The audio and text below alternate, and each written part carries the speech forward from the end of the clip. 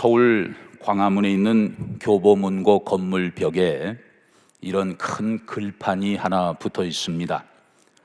세상 풍경 중에서 제일 아름다운 풍경, 모든 것들이 제자리로 돌아오는 풍경. 이 글은 1980년대에 활동했던 포크 밴드 시인과 촌장이 불렀던 풍경이라는 노래의 가사입니다. 본래의 제자리로 돌아오는 것이 세상에서 제일 아름다운 풍경이다. 코로나에 지친 시민들이 예전에 평온했던 일상으로 다시 돌아가고 싶어하는 그 마음을 잘 표현하고 있는 것 같습니다. 오늘 본문에 보면 바벨론의 포로로 끌려갔던 이스라엘 백성들이 드디어 자기 자리로 돌아왔습니다. 포로 생활 70년 만에 다시 유다 예루살렘으로 귀환하게 된 것입니다. 그때 상황이 어떠했는지를 시편 기자는 이렇게 증언합니다.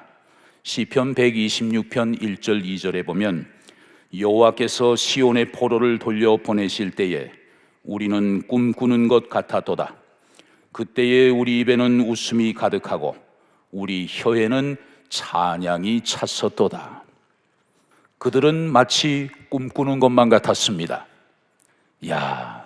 이제 고국으로 돌아가서 무너진 성전을 재건하고 성벽을 다시 쌓고 그동안 중단되었던 예배와 제사를 다시 드리게 되겠지. 그리고 하나님이 마음껏 축복하셔서 다윗과 솔로몬 시대의 그 시온의 영광을 우리가 다시 보게 되겠지. 정말 이게 꿈이냐 생시냐. 백성들은 너무나 흥분되고 설레이는 마음으로 웃음과 찬양이 가득한 채 예루살렘으로 돌아오게 된 것이죠. 그런데 막상 돌아와 보니까 처한 현실은 결코 만만치가 않았습니다. 제일 먼저 성전을 지으려고 하는데 이게 정말 녹록치가 않았어요. 과거에 솔로몬 당시 첫 번째 성전을 지을 때는 이스라엘이 남과 북으로 나뉘어지기 전이었습니다. 그때는 인구도 참 많았고 또 자원도 풍부했어요. 그리고 솔로몬은 그 성전을 짓는 데 필요한 모든 재료를 자기가 준비할 필요가 없었습니다. 왜냐하면 아버지 다윗 왕이 미리 다 준비해 주었기 때문이에요. 그런데 이번에는 상황이 전혀 달랐어요. 이제 백성들은 포로 생활에서 막 돌아왔습니다. 그들의 수중에 성전 재건에 필요한 물질이 충분하지 않았을 거예요. 또 70년 동안 남의 나라의 포로 생활을 하면서 필요한 인재들이 그렇게 준비되지 못했을 거예요. 오늘날에도 그렇지 않습니까? 우리가 뭐 하려고 하면 사람이 없어요, 재정이 부족해요, 우리는 종종 그런 투정을 하곤 하지요. 그 당시 백성들이 그런 마음이었어요. 그런데 그 당시에 진짜 큰 문제는 따로 있었습니다. 백성들의 사기가 완전히 땅에 떨어져 있었습니다.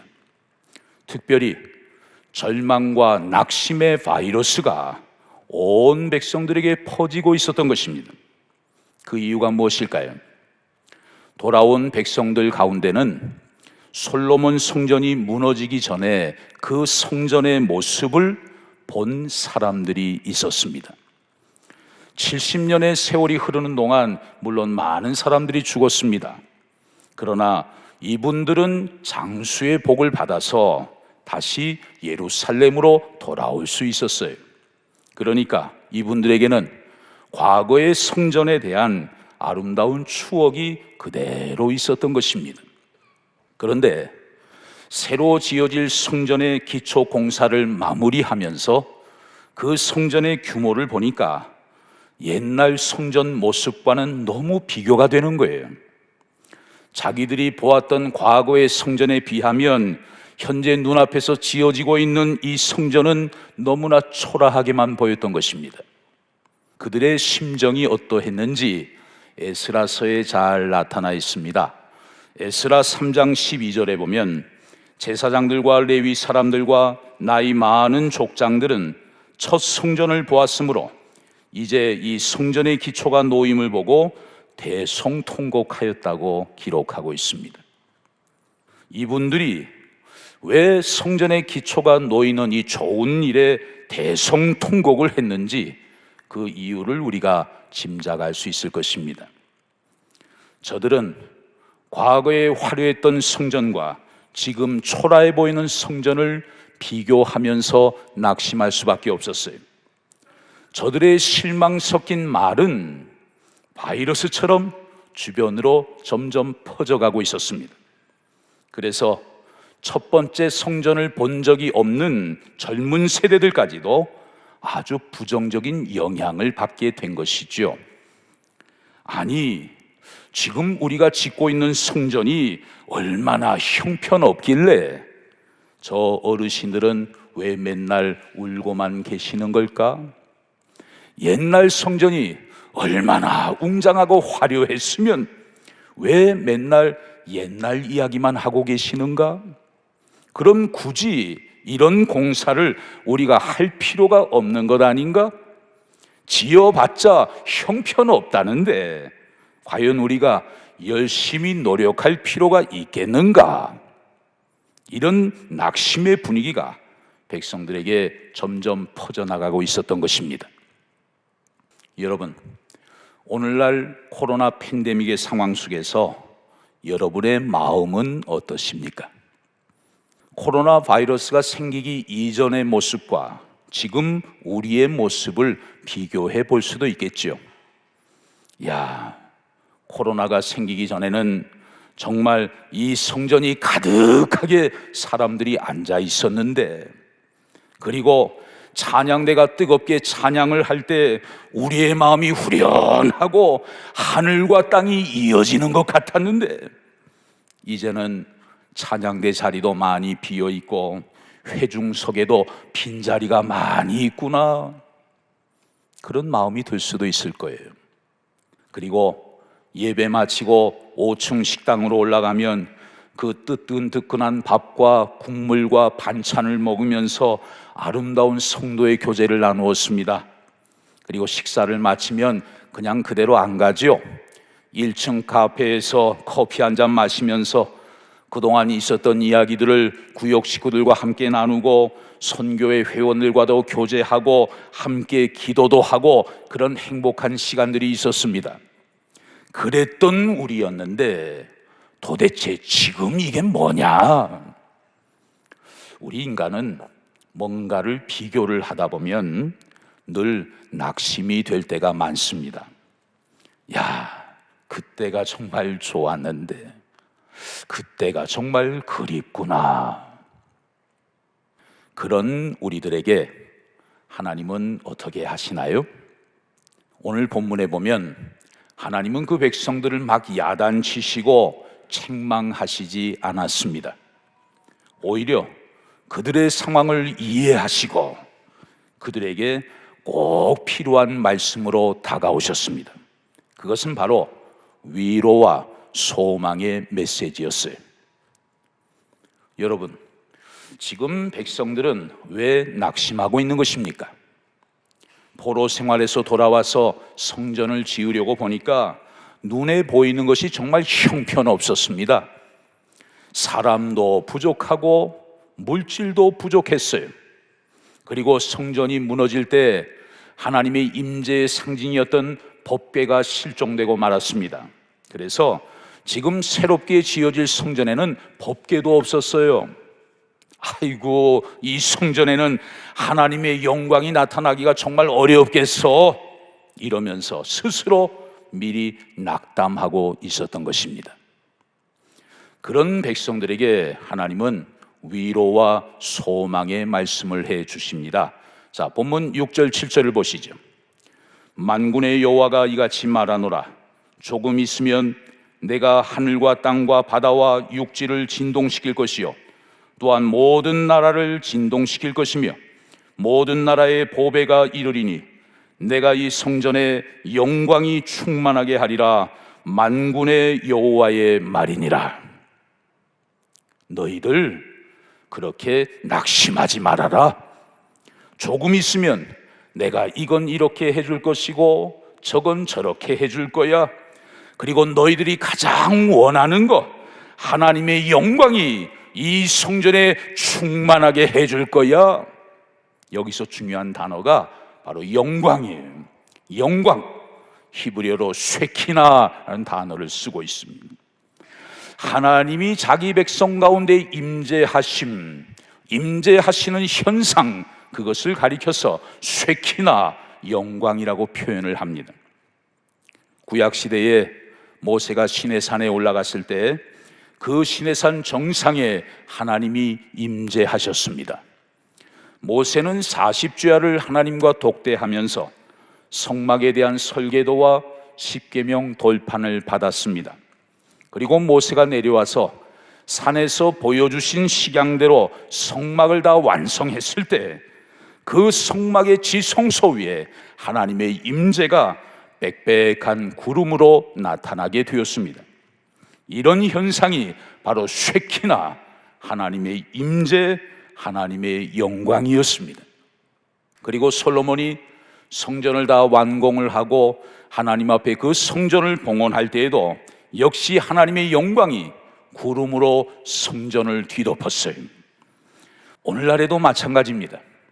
우리가 하나님께 영과 진리로 마음을 다해 예배를 드릴 때 하나님은 우리의 예배 자리에 임재하시는데 바로 그 자리에 하나님의 영광이 임하게 되는 것입니다. 지금 백성들은 이것도 없고 저것도 없고 과거에 비해서 없는 게 너무 많아서 걱정을 하고 실망을 하고 낙심을 하고 있었어요. 그런데 백성들의 마음을 너무나 잘 아시는 하나님께서는 이런 말씀을 하십니다. 너희들 걱정하지 말아라. 조금 있으면 내가 이것도 채워줄 것이고 저것도 채워줄 것이다. 내가 사람도 채워줄 것이고 물질도 다 채워줄 것이다. 그리고 비록 지금의 모습이 아무리 초라해 보인다 하더라도 성전이 세워지면 그 성전에 나의 영광으로 충만하게 할 것이니 쓸데없는 걱정하지 말아라. 할렐루야. 우리는 가만히 보면 정말 쓸데없는 걱정을 너무 많이 하는 경향이 있어요. 하나님이 다 책임져 주실 것인데, 하나님이 필요를 다 채워줄 것인데 왜 그렇게 미리 걱정을 하고 염려를 하는지 몰라요. 하나님은 낙심한 백성들에게 귀한 약속의 말씀으로 위로와 격려를 해 주신 것입니다. 그러면서 결정적인 말씀을 9절에서 해 주십니다. 자, 본문 9절을 보시죠. 이 성의 나중 영광이 이전 영광보다 크리라. 만군의 여호와의 말이니라. 내가 이곳에 평강을 주리라. 만군의 여호와의 말이니라. 이 말씀은 굉장한 말씀입니다. 사실 우리는 현재의 모습만 볼 수밖에 없습니다. 그런데 하나님이 이런 말씀을 하실 때에는 뭔가 우리가 볼 수 없는 미래의 것까지 보시면서 우리에게 말씀을 해 주시는 것이죠.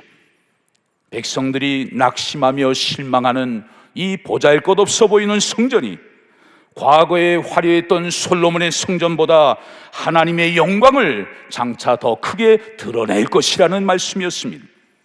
앞으로 훗날의 영광이 그 시대의 영광보다도 훨씬 더 크게 될 것임을 확실하게 약속해 주신 것입니다. 도대체 하나님은 무엇을 염두에 두시고 이런 말씀을 하신 것일까요? 그것은 바로 이 땅에 오실 예수 그리스도, 그분의 초림 사건을 내다보시면서, 그리고 그분이 이 성전을 친히 방문하실 것을 바라보시면서 그렇게 백성들에게 해주신 말씀이었습니다. 아마도 그 시대 백성들은 그것까지는 감히 상상조차도 할 수 없었을 거예요. 그런데 시간이 흐르고 흘러서 드디어 그 일이, 하나님의 약속의 말씀이 그 성전에서 온전히 이루어지게 된 것입니다. 우리가 성탄절 때마다 묵상하고 듣는 설교 가운데 시몬과 안나 이야기가 있습니다. 누가복음 2장에 등장하죠. 의롭고 경건하여 이스라엘의 위로를 기다리던 시몬은 어느 날 성전에 들어오시는 아기 예수를 단번에 알아보았습니다. 그래서 그 아기를 안고 찬송하면서 시몬이 이렇게 노래를 합니다. 누가복음 2장 30절에서 32절에 보면 내 눈이 주의 구원을 보았사오니 이는 만민 앞에 예비하신 것이요 이방을 비추는 빛이요 주의 백성 이스라엘의 영광이니이다. 여기 영광이라는 단어가 나와요. 영광. 예수님을 보는 순간 쉐키나 하나님의 영광이 이 성전에 임했음을 시몬이 노래했던 것입니다. 여러분, 이 시몬이 아기 예수를 만난 성전은 바로 오늘 본문 학계 시대에 지어진 그 성전이었어요.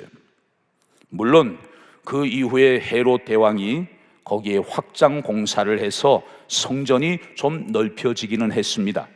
그러나 그 성전의 원래의 몸은 바로 학계 선지자 때 지어진 성전이에요. 솔로몬 성전에 비해 너무나 초라하게만 보였던 바로 그 성전이었습니다.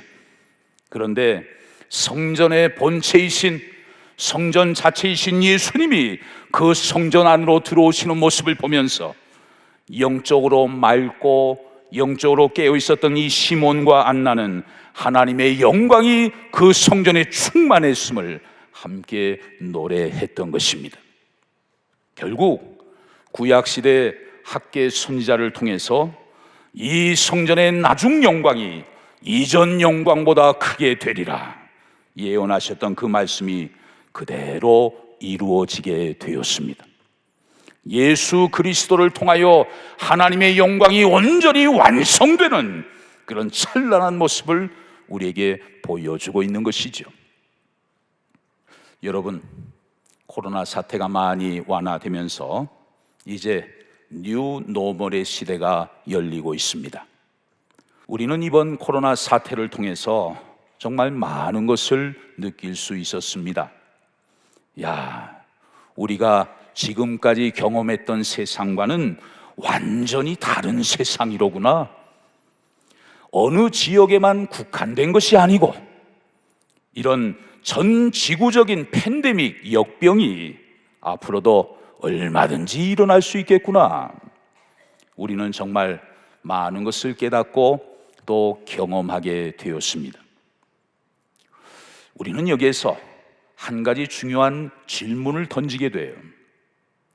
오늘날 정말 혼란스러운 세상 속에서 또 앞으로도 어떤 일이 일어나게 될지 전혀 예측할 수 없는 너무나 불확실한 시대 속에서 과연 우리와 우리 교회는 무엇을 붙잡고 나아가야 하는 것인가?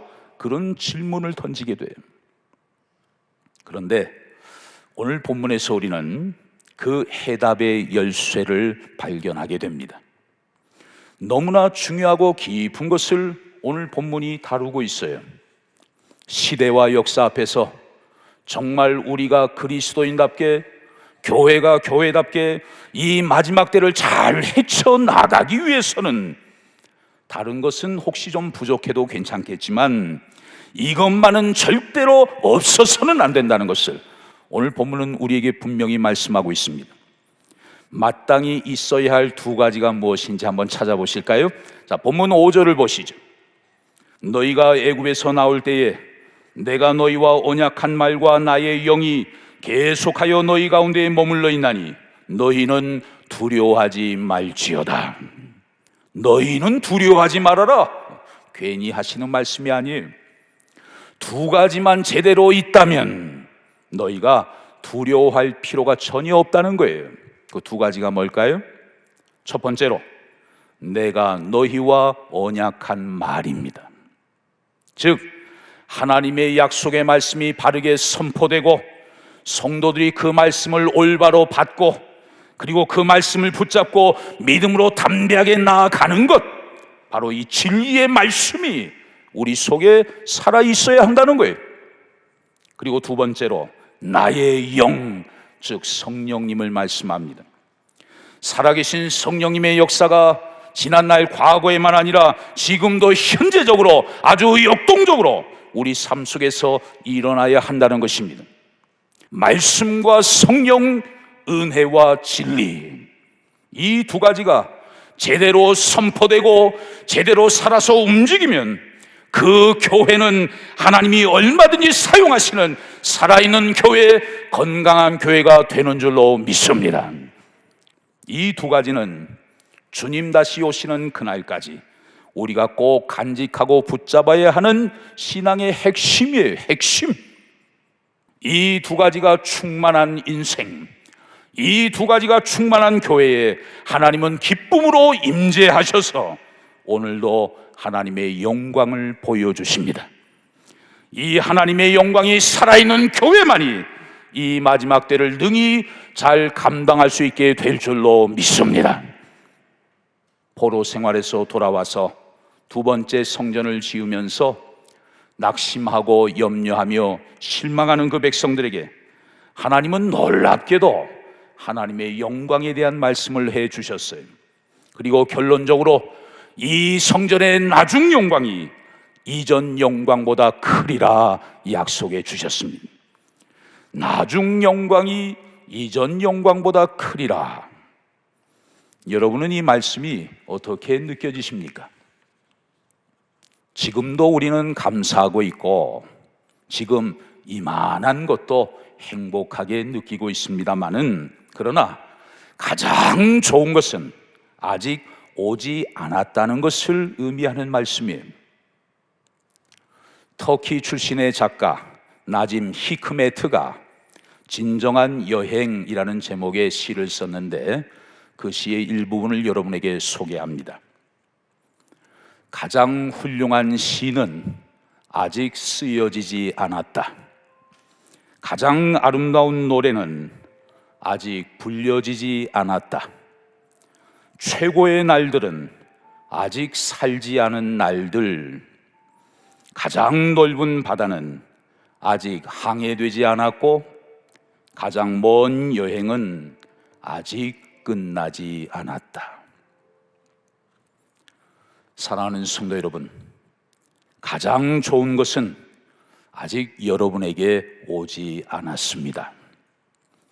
아직 쓰여지지 않은 시, 아직 불려지지 않은 노래, 아직 항해되지 않은 바다, 아직 살지 않은 최고의 날들이 우리에게 점점 다가오고 있습니다. 그러므로 여러분 모두 희망을 가지시기를 바랍니다. 코로나의 힘겨운 산을 넘어오면서 지쳐있는 오늘 우리의 교회의 모습은 최종 모습이 아닙니다.